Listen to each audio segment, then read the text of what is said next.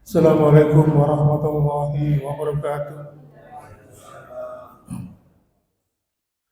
Alhamdulillah, alhamdulillahilladzi hamdan katsiran thayyiban mubarakan fi kama yuhibbu rabbuna wa yarda.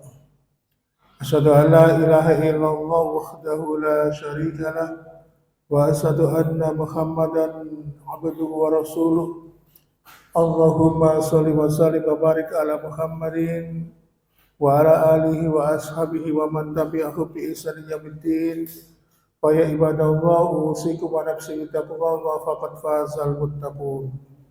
Qala ta'ala fi kitabil karim a'udzu billahi samii'il 'alim minas syaitonir rajim ya ayyuhalladzina amanu taqullaha haqqa tuqatih wa la tamutunna illa wa antum muslimun.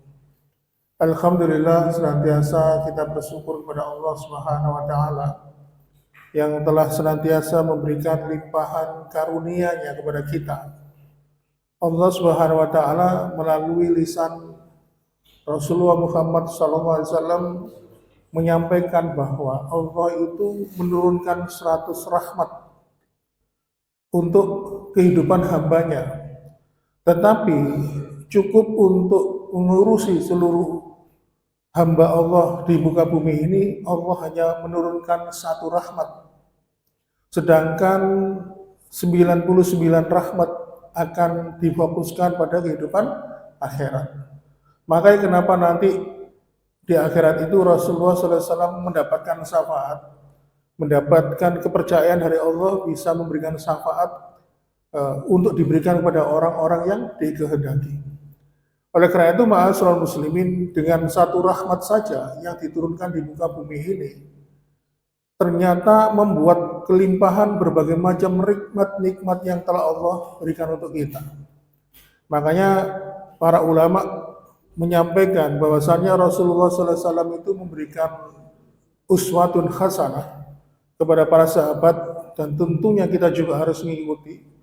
Tidak ada harga yang pantas ketika kita ini membayar semua kenikmatan dari Allah itu, kecuali kenikmatan itu senantiasa kita bayar dengan meningkatkan iman dan takwa kita kepada Allah. Maka marilah dalam kesempatan ini kita menegaskan kembali, kita tekadkan kembali, marilah kita tingkatkan iman dan takwa kita kepada Allah Subhanahu wa taala. Mungkin yang pertama adalah dengan melaksanakan apa-apa yang telah diperintahkan oleh Allah dan Rasul-Nya, dan menjauhi apa-apa yang telah dilarang oleh Allah dan Rasul-Nya. Baiklah ma'asyiral muslimin,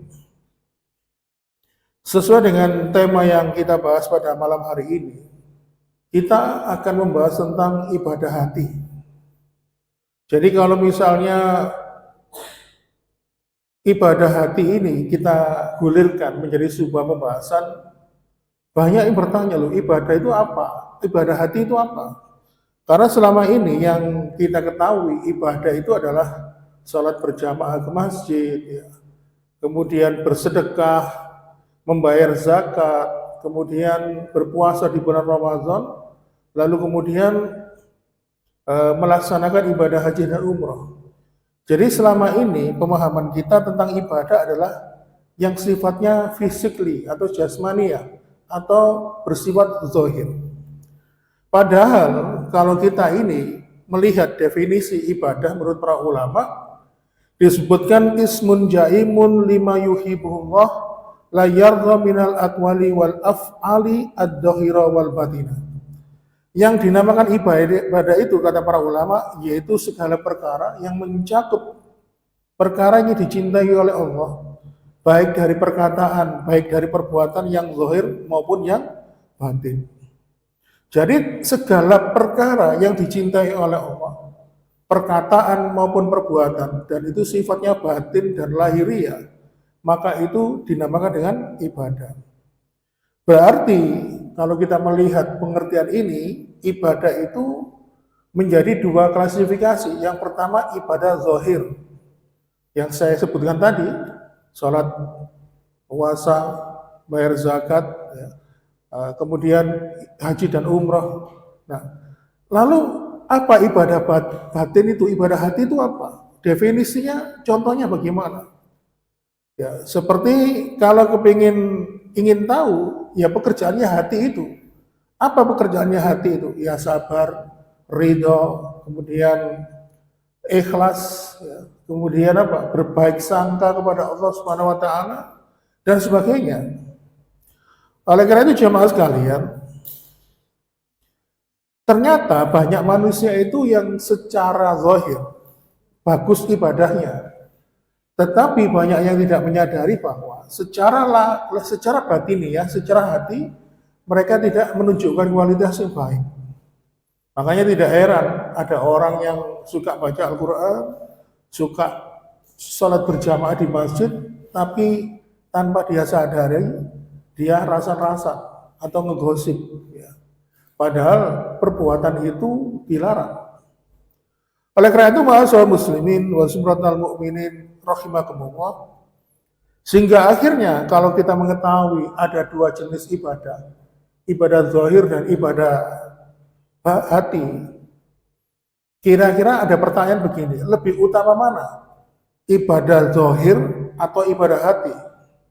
Halo? Kira-kira menurut jenengan lebih utama mana? Loh, kok sama saja? Sekarang gini Pak, Allah itu melihat hambanya, melihat hatinya atau melihat jasadnya, fisiknya? Melihat hatinya. Otomatis dengan jawaban ini menunjukkan bahwa para ulama sepakat. Kalau ada pertanyaan lebih utama mana antara ibadah jasmani, ibadah zahir dengan ibadah hati? Tentunya jawabannya itu adalah lebih utama ibadah hati dibandingkan dengan ibadah zahir. Nah, untuk mengedepankan jawaban ini, pendapat ini, kita harus menampilkan dalilnya. Jadi kalau kita ini menyampaikan suatu pendapat harus ada dalilnya, Pak.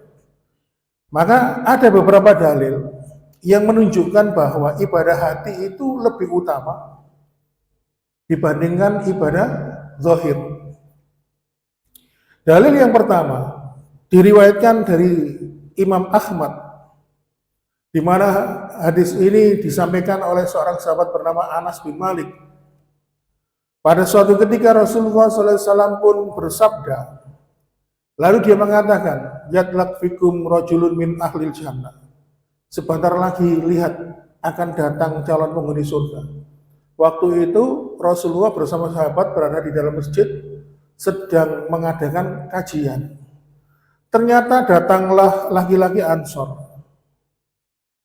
Lalu laki-laki itu bergabung dengan sahabat yang lain untuk mendengarkan kajian. Lalu kemudian besoknya Rasulullah mengatakan kembali, yatlaq fikum rajulun min ahli jannah. Sebentar lagi akan datang laki-laki calon penghuni surga. Nah ternyata kok dilalah yang datang itu laki-laki kemarin, laki-laki Ansor. Seperti biasa dia menempatkan sandalnya lalu bergabung dengan para sahabat yang lain. Dan besoknya hari ketiga Rasulullah SAW pun menyampaikan, yatlaq fikum rajulun min ahli jannah. Sebentar lagi akan datang calon penghuni surga. Ternyata laki-laki ini, laki-laki Ansor. Lalu kemudian para sahabat itu punya keyakinan. Kalau Rasul itu yang mengatakan, yang mengabarkan, berarti itu adalah jaminan. Karena apa? Karena apa yang disampaikan Nabi itu adalah informasi dari Allah Subhanahu wa Ta'ala. Sehingga akhirnya salah satu putra dari Amr bin As, yaitu Abdullah bin Amr bin As, ketika melihat orang ini dikabarkan sebagai laki-laki calon penghuni surga, muncul di dalam hatinya ghibtah. Ghibtah itu iri, Pak. Kok enak sih orang itu diarani calon penghuni surga oleh Rasulullah. Lalu akhirnya apa? Ketika laki-laki itu pulang, dia ngikuti. Diikuti sampai rumahnya, nun sewu mas, mohon izin, saya ini sedang bertengkar dengan bapak saya. Kalau boleh saya nginep di rumah jenengan. Oh ya enggak apa-apa, kan. Akhirnya nginep lah. Lalu diamati oleh Abdullah bin Amr bin As ini, laki-laki Ansor ini, apa keistimewaannya? Setelah sholat Isya langsung tidur, Pak. Jam 1 malam terbangun, tengah malam terbangun, tiba itu kamar mandi pipis tok. tidur lagi. Lalu hingga bangun lagi menjelang subuh, loh kok gak tahajud? Bingung dia. Oh mungkin ada amalan lainnya. Ternyata setelah sholat subuh berjamaah dia pulang, dia bekerja. Ternyata pekerjaannya itu bikin roti. Hingga sampai siang dia bekerja, datanglah waktu sholat duhur, dia berangkat ke masjid untuk berjamaah. Setelah sholat duhur, istirahat tidur sampai asar. Ya, sampai menjelang asar tidur, bangun lagi.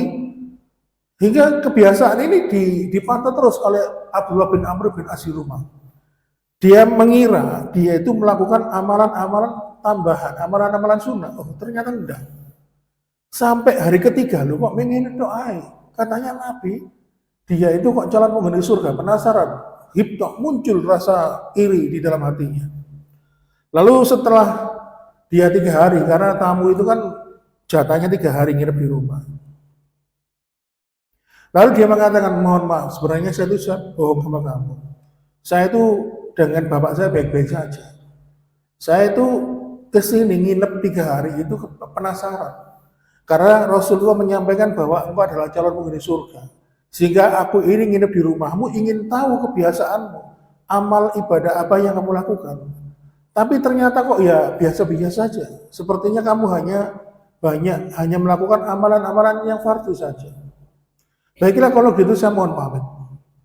Lalu pulanglah. Setelah 5 langkah berjalan, Abdullah bin Amr bin As keluar dari rumah itu dipanggil. Tunggu. Ada apa? Saya baru ingat. Laki-laki Ansor tadi mengatakan, memang saya akui saya tidak punya kebiasaan, tidak punya amalan khusus. Tapi mungkin ini yang menjadikan Nabi itu mengatakan saya calon penghuni surga. Saya itu punya kebiasaan. Kalau sebelum tidur, saya berdoa kepada Allah, ya Allah, aku maafkanlah orang-orang yang telah salah kepadaku. Maafkanlah mereka yang telah berbuat salah.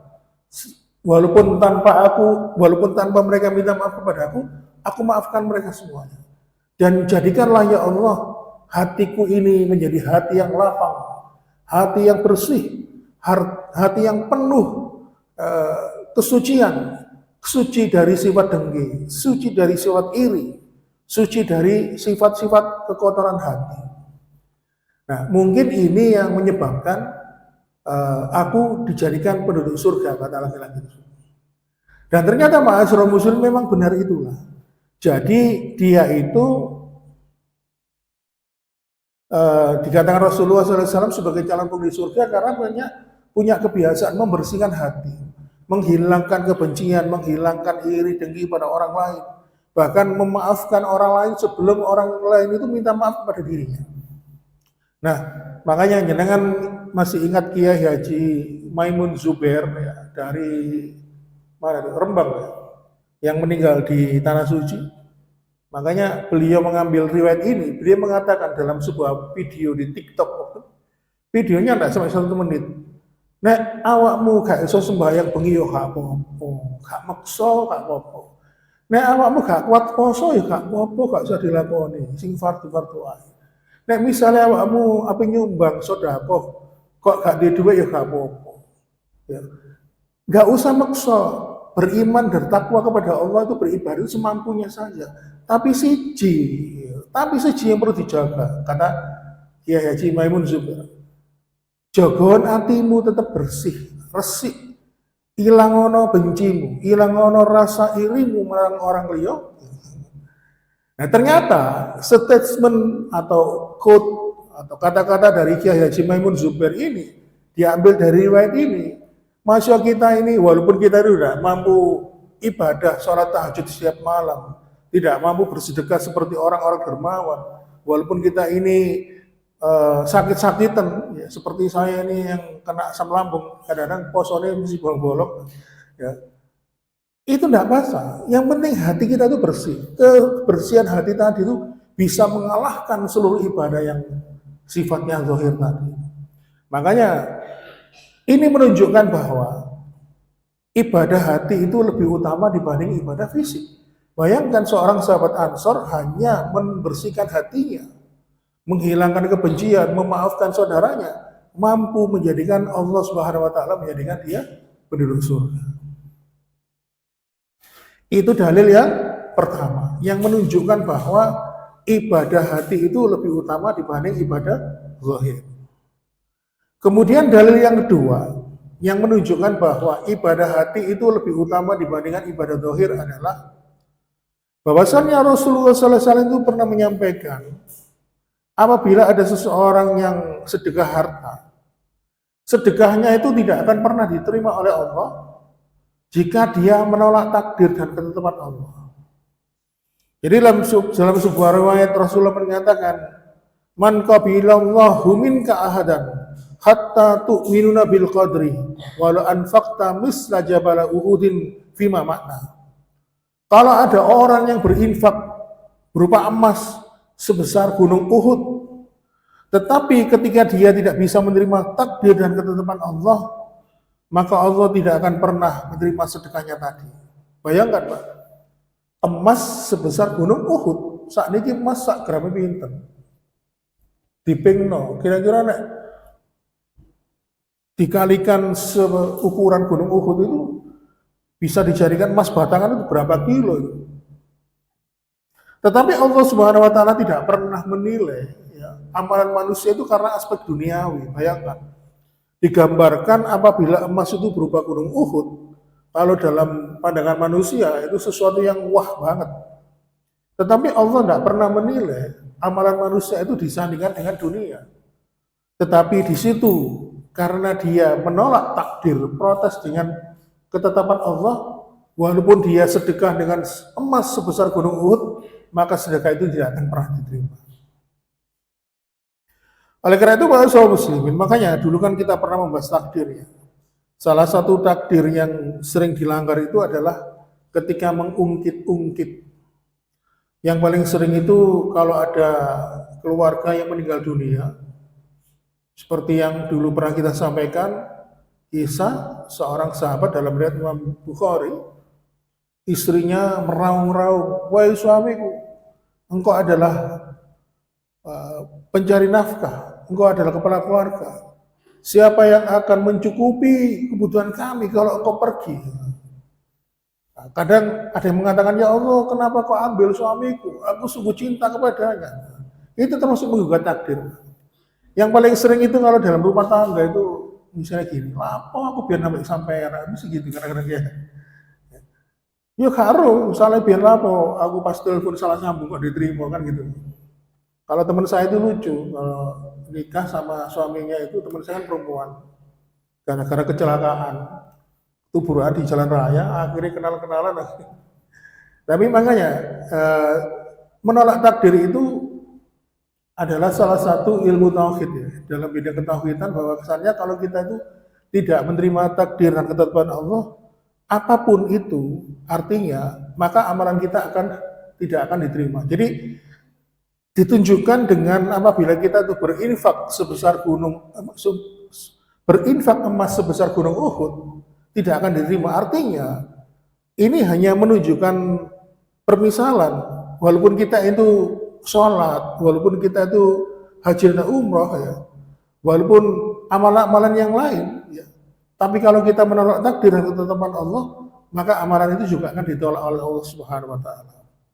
Ini menunjukkan bahwa ibadah hati lebih utama dibanding ibadah tauhid.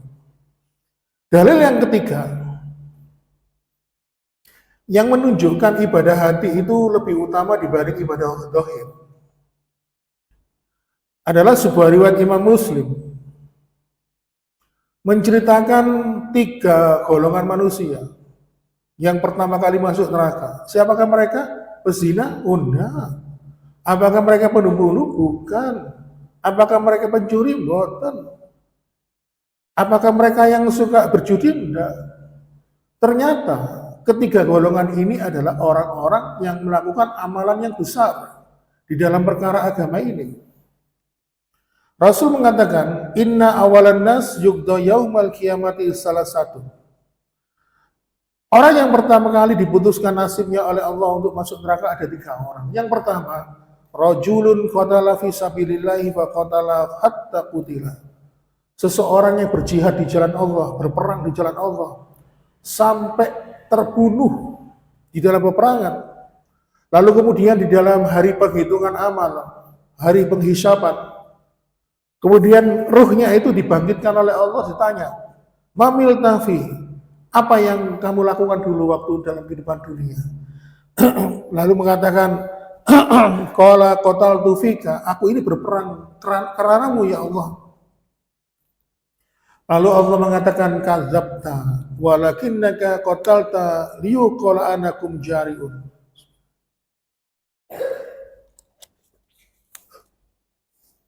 Kata Allah, bohong. Sungguh kamu itu dulu waktu berperang jihad fisabilillah, kamu ingin dikenal sebagai orang yang pemberani. Kamu ingin kelak dikenang sebagai seorang pahlawan. Fakot kila, dan kamu sudah mendapatkan apa yang kamu inginkan. Kamu sudah mendapat gelar pahlawan. Kamu sudah mendapatkan gelar orang yang pemberani. Lalu kemudian akhirnya apa? Akhirnya orang yang meninggal dalam jihad fisabilillah ini pun dimasukkan ke dalam neraka. Padahal ini adalah masalah niat. Niat itu tempatnya di hati atau di badan? Halo? Niat itu tempatnya di hati atau di badan? Di hati kan? Nah, tapi Allah lo tahu, Pak. Bayangkan. Allah tahu niat kita dalam hati kita. Walaupun kita itu datang ke sini, sholat berjamaah, mungkin orang lain melihat niat kita itu ingin mencari ingin beribadah. Tapi Allah tahu niat kita masing-masing datang ke sini itu apa. Bayangkan, padahal itu adalah hati yang hanya tahu itu kita dan Allah saja. Bayangkan. Makanya karena itu sebuah maksud yang tersembunyi di dalam hati manusia, Allah mengetahui, Allah nggak mau menerima amalnya, walaupun dia itu dianggap sebagai orang yang pemberani. Lalu kemudian yang kedua, yaitu orang yang mengajarkan agama. Orang itu ditanya oleh Allah, Mamil Tafi, apa yang dulu kamu lakukan di dunia? Orang itu mengatakan, Ta'lamul ilma wa alamtuhu wa qaratul Qur'an fika. Saya dulu itu belajar Al-Quran. Saya dulu itu mengajarkan Al-Quran. Dan senantiasa membaca Al-Quran untukmu ya Allah. Li aisyai, untuk siapa? Fika, untukmu ya Allah. Lalu Allah mengatakan, kadzabta, bohong. Kamu dulu waktu di dunia, kamu baca Al-Quran, mengajarkan Al-Quran, sampai jadi imam sholat. Kamu dulu itu ingin dianggap sebagai orang yang alim. Kamu ingin dikatakan sebagai orang yang khusyuk, orang yang beriman dan bertakwa. Dan kamu bangga ketika ada orang yang memuji bacaanmu ketika mimami. Bacaannya merdu, enak. Nah, makanya kadang-kadang ini juga termasuk untuk ustadz juga, kiai, siapapun yang berani ceramah. Ya termasuk saya juga, ini peringatan. Kalau niatnya nggak lurus, mungkin dia itu ingin mendapat follower dan sebagainya. Soalnya saya itu pernah, saya kan juga ngurus masjid, Pak. Waktu ngundang ustadz itu tanya, kira-kira nanti yang hadir berapa orang? Saya kalau yang hadir cuma sedikit, ya enggak mau. Padahal di tempat saya, di Masjid Mujahidin itu kan masjid kawasan baru, pemukiman baru, ya. Jarang ada jamaahnya, apalagi kalau pas subuh, ya. Jadi satu gang Garuda Emas itu dari 15 kakak yang ke masjid itu cuma 3 kakak, lainnya dari luar. Nah, kadang-kadang kalau kuliah subuh itu kan paling banyak ya maksimal 10 orang sudah bagus. Nah, ustadznya itu yang hadir berapa orang? Kalau naik video, saya tuh lebih senang kalau banyak orang yang datang. Bayangkan, Pak. Ya saya enggak tahu niatnya kenapa, tapi ini ya, kadang-kadang saya itu juga memahami, ternyata walaupun orang itu dapat gelar kiai atau ustadz itu ya selama dia manusia, ya dia tidak lepas dari status dia sebagai manusia yang banyak punya banyak kekurangan. Ya, kemungkinan beliaunya juga khilaf lah dan sebagainya.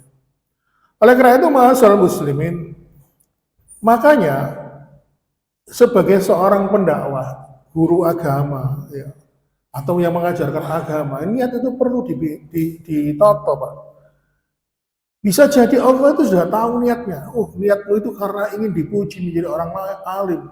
Kamu ingin dipandang sebagai orang yang berilmu. Makanya kalau ngetes orang dulu itu pernah ada, saya pernah membaca, tapi ini dari majalah NU. Waktu itu sebuah pondok pesantren itu kepingin ngetes seorang kiai. Ini kisahnya di daerah Jogja, saya lupa kampungnya. Ya, ada seorang kiai terkenal diundang yang pertama sengaja nggak disangoni, Pak. Kebetulan kiainya ini sama yang diundang itu juga temen, sama-sama kiai, tapi yang diundang dari pondok yang tempat yang lain. Terus kemudian diundang lagi bulan depan, nggak disangoni lagi, tapi orangnya tetap datang walau nggak disangoni. Sampai 3 kali diundang, nggak disangoni lagi, tetap diundang lagi. Dan tetap mau datang. Ya. Akhirnya dia mengatakan, aku memang sengaja ngetes. Dan alhamdulillah engkau sudah lulus ujian. Artinya apa? Kadang-kadang ada orang itu kalau nggak disangoni pisan itu terus nggak tahu kemana ya. Makanya saya pernah disambati teman saya di Sumobito sana. Itu kan sering mendatangkan ustadz dari Mojokerto. Kebetulan ada tempat yang agak banyak tuangannya. Tuangan itu apa, Pak? Nah, Ustaz, ngosok pisan tok mari ngono, kula telepon pun mboten dipurun nyok napa ngeten iki. Nggih kula padosaken sing entengan-entengan mawon niku. Kadang-kadang mulainya kan habis isak kan ya kajiannya. Otomatis kan pulangnya jam 9 lah. Nah, nek mriku kan darengan peweteng kadang-kadang waduh gitu. Makanya kadang-kadang hanya orang-orang yang punya jiwa militan saja yang kita bantu untuk kita perkenalkan dengan jamaah di sana. Kembali pada pembahasan kita, jadi ternyata Pak, seorang ustadz kiai itu pun juga punya sisi kekurangan sebagai manusia, sehingga akhirnya apa? Mereka juga cinta dengan dunia. Makanya kalau cinta dengan dunia, pasti dia punya embel-embel, ingin dikenal sebagai orang yang alim, ingin terkenal, banyak dikenal namanya dan sebagainya. Kemudian orang yang ketiga, Allah bertanya kepada seorang yang dermawan, untuk apa hartamu itu kau sedekahkan kemana-mana? Untuk mensiarkan agamamu ya Allah, untuk mengembangkan dakwah ini. Bohong, kamu menyumbangkan hartamu hanya ingin dieluh-elukan kamu adalah orang yang dermawan. Lalu akhirnya ketiga orang ini diseret ke dalam neraka. Abu Hurairah ketika menyampaikan kisah hadis ini, dari Anas bin Malik ketika menyampaikan hadis ini, pingsan 3 kali. Mulai pagi pingsan, siang pingsan, sore pingsan. Kenapa? Ada 3 kisah golongan manusia dikisahkan di situ. Dia pingsan karena takut. Kalau melihat ini, artinya Allah itu bisa mengetahui isi hati kita, Pak. Niat kita itu apa sudah tahu. Oleh karena itu, ma'asyiral muslimin, maka Rasulullah SAW pun menyampaikan, Inna quluba bani Adam baina isbi'aini min ashabir rahman yusarifu haisu yasha. Sesungguhnya hati anak Adam itu di antara jari jemarinya Allah. Yusarifu haisu yasha. Maka Allah lah yang membolak-balikan hati. Maka karena hati itu ada dalam genggaman Allah, dan Allah membolak-balikan hati manusia itu, maka Rasulullah SAW menyampaikan kepada kita sebuah doa, Ya muqallibal qulub, sabit qalbi ala dinik. Wahai zat yang membolak-balikan hati manusia, teguhkanlah hati kami ini terhadap agamamu. Kenapa? Karena hati manusia itu mudah terbolak-balik dan dibolak-balikan oleh Allah Subhanahu wa taala. Sehingga akhirnya hati itu pun membutuhkan hidayah. Jadi hidayah, petunjuk Allah itu tempatnya di mana, Pak? Di hati, bukan di badan. Karena hati itu yang nanti akan menggerakkan badan kita. Kita bisa berangkat ke masjid walaupun hujan, walaupun pagi-pagi subuh itu kedinginan, walaupun dengan air wudhu kita menggigil kedinginan, kita masih berangkat. Karena apa? Hati kita mendapatkan hidayah. Makanya hati itu membutuhkan hidayah. Oleh karena itu, ma'asyiral muslimin, Imam Ibnul Qayyim menjelaskan setidaknya ada beberapa kondisi yang menyebabkan setiap orang itu membutuhkan hidayah. Pertama, karena kebodohan. Jadi orang yang bodoh itu butuh hidayah. Supaya dengan hidayah yang dia dapatkan, terang jalan hidupnya, dia ngerti mana yang baik, mana yang tidak baik. Mana yang batil, mana yang sunnah, mana yang bid'ah, mana yang iman, mana yang syirik. Maka jelas orang yang bodoh itu butuh hidayah, dan mereka, orang-orang bodoh ini adalah orang-orang yang sangat beruntung mendapatkan hidayah. Makanya kenapa orang-orang kafir, orang-orang kafir itu kan dikategorikan bodoh, tertutup hatinya, sangat mudah sekali mendapatkan hidayah. Beda dengan orang munafik. Karena orang munafik itu di dalam hatinya ada kebencian terhadap agama ini. Kalau orang kafir itu hanya tertutupi saja hatinya. Sekali tutup itu terbuka, tersingkap hatinya, lalu ada kebenaran masuk, maka dia akan mendapatkan hidayah dengan mudah. Contoh misalnya, ada tukang cuci ya di asrama di Amerika, wanita negro. Nah, asramanya ini banyak dihuni mahasiswa dari berbagai negara. Dia itu sampai nyuci celana dalam. Tuh, ini nek celana dalamnya arek wedok Amerika kok mesti rusuh ngene iki. Ono noda kuning lentong ngene. Tapi nek aku nyuci celana dalamnya arek Arab jilbaban berukut kok enggak. Akhirnya ditanya kepada wanita mahasiswa dari Arab, "Loh kenapa kok bisa?" Saya itu bandingkan celana dalamnya anak-anak dari Amerika itu negara-negara Eropa dengan celana dalam dari anak-anak dari Arab yang jilbaban berukut. Oh, begini penjelasannya. Salah satu mahasiswi dari Arab Saudi mengatakan, di ajaran agama kami, setiap selesai buang air kecil, ada aturan namanya istinja. Sehingga akhirnya kita harus membersihkan kemaluan kita. Makanya kenapa setelah dibersihkan, cairan amoniak, ya, sisa air kencing itu hilang sehingga tidak menimbulkan noda di celana dalam. Tapi beda dengan anak-anak orang kafir dari Eropa dan Amerika, ketika habis kencing, gak pakai cawik, langsung dipakai celana dalamnya. Makanya kadang-kadang bernoda gitu, gak bisa dihilangkan, walaupun disikat hilang, sulit hilang. Akhirnya apa? Wanita negro ini tadi yang menjadi tukang cuci di asrama itu menyadari fakta ini, akhirnya masuk Islam. Terus kemudian ada seorang juragan punya pembantu, tiap hari subuh itu kok bangun sholat, wudu, dia nggak mati. Sampai bertanya, akhirnya apa? Ini karena perintah Tuhan saya. Dia terbuka hatinya masuk Islam. Maka kalau orang-orang kafir itu kalau mendapatkan hidayah itu mudah sekali. Beda dengan orang munafik. Kemudian yang kedua, kenapa orang itu butuh hidayah? Kadang ada orang itu ilmunya sudah tahu sesuatu hal, tetapi ilmu yang lainnya belum tahu. Contoh misalnya, ini sering terjadi kepada ibu-ibu ya. Kita ambil saja ibu-ibu contoh. Ibu-ibu sering ikut pengajian, bahkan tidak jarang ikut kelas tahfidz, hafalan Al-Quran. Tapi mereka kadang-kadang tidak tahu pintu surganya adalah suaminya sendiri.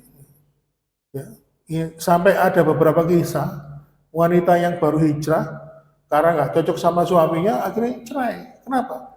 Karena dia menganggap suaminya itu jahil, menganggap suaminya itu wes gak sesuai dengan tuntunan sama ini, wes cara ini. Padahal dia tidak tahu suaminya itu adalah pintu surganya.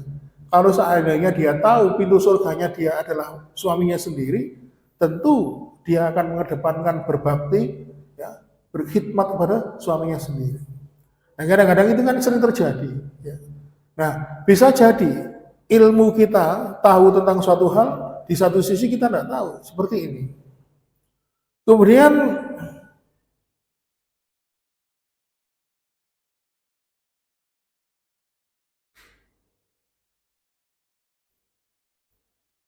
Contoh lagi, banyak orang yang rela membayar biaya mahal untuk melakukan ibadah haji atau umrah dengan harapan bisa itikaf di Masjid Nabawi.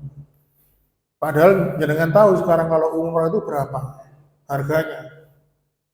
Dan memang hadisnya mengatakan kalau kita sholat berjamaah di Masjid Nabawi itu sudah sekian ribu rakaat. Dan kalau kita itu itikaf 1 hari saja sebanding dengan siang-siang.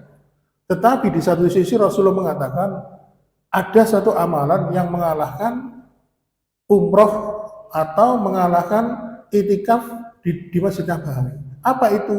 Bantu saudaranya, entah itu saudaranya, entah itu tetangganya. Contoh misalnya, kebetulan tetangga sebelah rumahnya itu sedang operasi, ya, suaminya operasi, punya anak banyak, sehingga akhirnya dia membantu memenuhi kebutuhan keluarga itu, mungkin jaga anaknya, mengantar jemput istrinya di rumah sakit, ya. Seharian penuh, kebutuhannya dipenuhi, sama saja dengan apa? Ibadah itu tadi membantu saudaranya, memenuhi kebutuhan keluarganya, sama saja keutamaannya lebih utama itu dibandingkan dengan itikaf di Masjid Nabawi. Padahal biaya berapa kalau umroh, tetapi mampu dikarenakan itu. Nah ini tidak banyak yang tahu. Kadang-kadang kita itu lebih sering memikirkan ibadah kita tanpa pernah kita itu memikirkan keutamaan ibadah kita dalam membantu orang lain. Kemudian yang ketiga, kenapa hati itu butuh hidayah? Kadang sudah tahu ilmunya, tapi nggak bisa ngamalkan. Ini ada kisah. Ada sepasang suami istri yang ikut ngaji rutin kemana-mana. Dan mereka ini adalah wira swasta punya usaha. Suaminya ngomong, loh kalau kita ini tidak nambah modal, ya mungkin usaha kita tidak berkembang. Loh, terus gimana mas, tanya istrinya, mendapatkan modal? Ya kalau tidak ada cara lain ya kita harus hutang bank. Loh, kalau hutang bank lah riba, loh terus apakah ada cara lain? Ya. Akhirnya mereka terpaksa hutang bank. Dan ternyata apa? Riba itu kan grogoti ya. Akhirnya usaha mereka berkembang. Sehingga akhirnya mereka berdua sibuk, yang awalnya rajin ke pengajian, ternyata jarang-jarang hadir di pengajian. Dan akhirnya apa? Karena semakin makmur hidupnya, sang suami pun mulai mendapatkan melirik wanita lain. Sehingga akhirnya terjadilah yang demikian dan demikian. Begitu mengetahui suaminya seperti ini, akhirnya sang istri tak tahan, akhirnya minta pisah. Dan ternyata setelah dia curhat kepada Ustadz, saya baru tahu Ustadz, bahayanya riba seperti ini. Ya, makanya kata Ustadz itu adalah memang hati kita butuh hidayah. Kita sudah tahu ilmunya, tapi kok malah tidak mengamalkan, malah melanggarnya. Yang keempat, kenapa hati kita ini butuh hidayah? Yang keempat adalah kadang kita ini meyakini yang salah, tetapi keyakinan yang salah itu kita anggap benar. Nah ini banyak sekali. Yang paling sering itu waktu saya dulu kerja di rumah sakit, ada yang ngomong gini, istilah, pokoknya ini gak ditangani dokter A, terus gak waras. Jadi dia menisbatkan anaknya sembuh itu karena ditangani dokter A. Terus aku nyoba nang dokter sopo ae, kok ini gak dokter A gak waras. Nah, itu keyakinan yang salah. Tapi dia meyakini itu sesuatu yang benar. Padahal kalau kita melihat dari sisi ilmu tauhid, keyakinan itu salah. Karena apa? Karena yang menyembuhkan hanya Allah Subhanahu wa taala.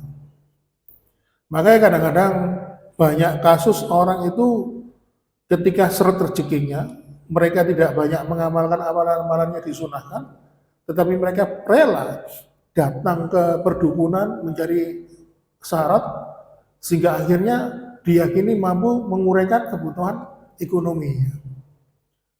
Saya punya teman di selatan Malang, Gunung Kawi, ya. Di sana itu kalau momen tertentu itu banyak orang ke sana itu mencari kembang yang jatuh dari pohon, dengan harapan nanti pulang dia kaya raya. Nah, itu sebuah keyakinan. Padahal Allah Subhanahu wa taala menyampaikan bahwasannya apabila engkau mintalah kepadaku. Kalau engkau minta perlindungan, mintalah perlindungan kepadaku. Ya, artinya kalau kita minta rezeki, mintalah kepada Allah Subhanahu wa taala. Nah, keyakinan ini banyak orang itu sebenarnya keyakinan itu salah, tetapi dia meyakini bahwa keyakinannya itu benar. Oleh karena itu, ma'asyiral muslimin,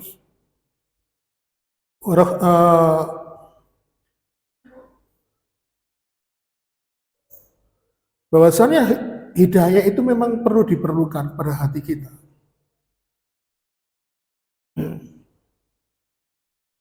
Oleh karena itu, ma'asyiral muslimin jamaah sekalian, ketelah syuting Pak, kerpean nih Pak, di orang banyak. Ini gak kerpek banyak nih. Kadang-kadang jadi konco kulo menyenusat kacangan yang kerpek. Baiklah ma'asyiral muslimin, sekali lagi hati itu yang menggerakkan adalah hidayah dari Allah Subhanahu wa taala. Dan hidayah itu bukan milik kita. Hidayah itu bukan milik kita. Tetapi hidayah itu adalah hak prerogatifnya Allah. Saya kan kelahiran Gresik, Pak. Masa kecil saya di daerah Cermai Gresik. Di sebelah rumah saya itu ada kiai dari Madura, Kiai Mudofar. Kebetulan anak-anaknya ini kan teman sebaya saya. Ya, tapi nuwakal gitu. Nah, orang-orang itu mengatakan begini, mau sore anak kiai kok nuwakal. Seakan-akan orang itu kan menjustifikasi, mosok jadi anak kiai kok kudu nurut. Memang kadang-kadang diprotes kok nakal gitu. Nah, kalau kita melihat komentar seperti ini, ingatlah bahwa bisa jadi sang kiai tadi dengan segala kebesarannya, dengan kerendahan hatinya, dia diuji oleh Allah, diberikan ujian anaknya menjadi anak yang nakal. Bisa jadi sang kiai tadi di setiap ujung malamnya dia berdoa, menangis terseduh-seduh kepada Allah, ya Allah, berilah hidayah kepada anakku. Tetapi kadang-kadang ada orang mengatakan, mosok anak kiai kok nakal. Makanya kebetulan karena saya gombol sama anak kiai tadi, saya juga akhirnya ikut nakal juga. Jadi saya dulu tuh nakal, Pak. Tapi alhamdulillah sudah enggak. Nah, oleh karena itu ma'asyiral muslimin, ini menunjukkan bahwa kalau ada orang yang punya status sosial, katakanlah sebagai kiai, lalu kebetulan anak itu nakal, itu tidak menjamin bahwa anak itu mendapatkan hidayah. Bayangkan saja seperti Nabi Nuh, ya, punya anak yang akhirnya menjadi penghuni neraka untuk selama-lamanya. Kurang apa Nabi Nuh? Seorang nabi, seorang rasul yang bergelar ulul asmi. Jadi nabi yang bergelar ulul asmi itu kan ada 5, kan? Salah satunya adalah Nabi Nuh. Jadi di hari sekian ribu nabi dan rasul itu ada 5 nabi yang dipilih menjadi gelar ulul asmi, salah satunya Nabi Nuh. Oleh karena itu, bisa jadi ada seorang ustadz yang punya istri yang tidak soleha. Ya. Bisa jadi sang ustadz itu minta ampun kepada Allah, ya Allah, apa salahku? Sehingga kau memberikan aku ujian, kau berikan aku istri seperti ini. Karena saya itu pernah menjumpai ada ustadz yang istrinya itu nun sewu ya seperti itulah. Ternyata suaminya tadi, sang ustadz itu juga minta kepada Allah hidayah, berikan hidayah kepada istriku ya Allah. Tetapi sekali lagi, hidayah itu adalah hak prerogatif dari Allah Subhanahu wa taala. Karena apa? Seperti yang sudah kita sampaikan di depan tadi, Allah lah yang menggenggam hati manusia, Allah lah yang membolak-balikan hati manusia, maka kita hanya minta kepada Allah, ya muqallibal qulub, tsabit qalbi ala dinik. Wahai zat yang membolak-balikan hati, teguhkanlah hati kami di dalam keteguhan iman dan takwa kepada agamamu. Oleh karena itu, ma'asyiral muslimin, maka pembahasan kita cukupkan pada kesempatan di malam hari ini, karena kita harus disiplin waktu. Inilah pembahasan tentang ibadah hati, bahwasannya ibadah itu tidak hanya melulu ibadah fisik, ibadah zahir, tetapi ibadah itu juga ada ibadah hati. Dan seperti yang kita sebutkan tadi, ibadah hati itu adalah sabar, ikhlas, ridha, terus kemudian mempunyai komitmen untuk menjaga keimanan dan ketakwaan, karena takwa dan iman dan takwa itu tempatnya di hati, bukan di badan. Oleh karena itu mudah-mudahan dengan pembahasan kita pada malam hari ini menjadikan kita semakin bertambah wawasan, bertambah keilmuan, dan mudah-mudahan apa yang kita sampaikan pada malam hari ini memberikan manfaat. Dan mohon maaf bila kekurangan, dan kita tutup pertemuan kita malam hari ini dengan doa kafaratul majelis. Subhanakallahumma wa bihamdika asyhadu an la ilaha illa anta astaghfiruka wa atubu ilaik. Wassalamualaikum warahmatullahi wabarakatuh.